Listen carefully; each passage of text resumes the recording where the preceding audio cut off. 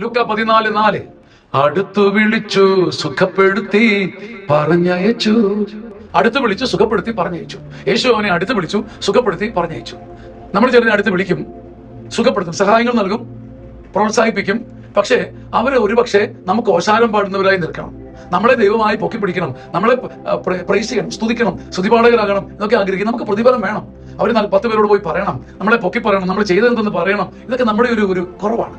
നമ്മൾ അടുത്ത് വിളിക്കും, സുഖപ്പെടുത്തും, നന്മ ചെയ്യും, സഹായിക്കും, പക്ഷെ അയക്കത്തില്ല. അവർ നമുക്ക് വേണ്ടി സ്തുതിപാഠകരാകണം, അവർ നമുക്ക് വേണ്ടി പ്രഘോഷിക്കണം. എന്നാൽ യേശു കർത്താവ് അവരെ അയച്ചു.